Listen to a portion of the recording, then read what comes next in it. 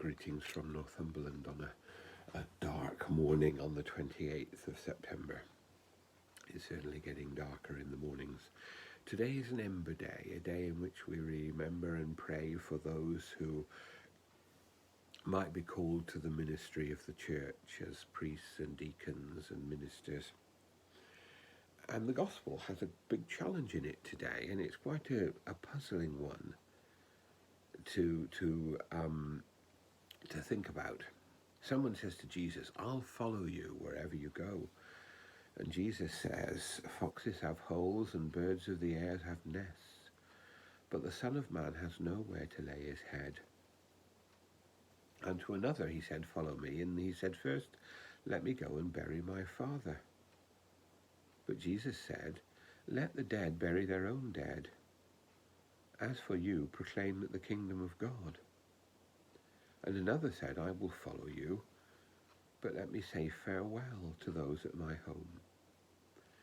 And Jesus says to him, "No one who puts his hand to the plough looks back is fit for the kingdom of God." These are quite perplexing messages. But I think what Jesus is saying is that following him has a sacrifice alongside it.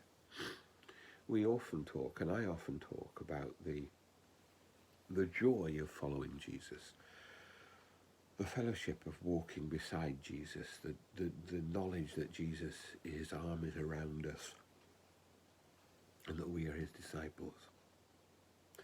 But it also means that we have to take decisions about the priorities in our life.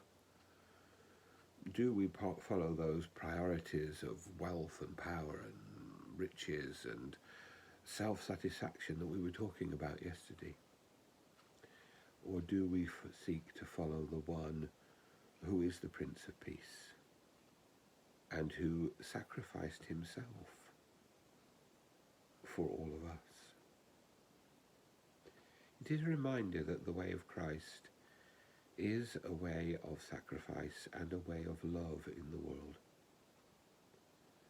And that love calls us to open ourselves and our lives to the power and the love and the mercy of God, and to form our lives on his love. And it is, although it is a way of love, it is a way of sacrifice. It is a privilege to follow Jesus, but it is also a challenge to follow him and to live in his love. May God bless us and give us grace and courage to walk in the way of Jesus and to live in his love.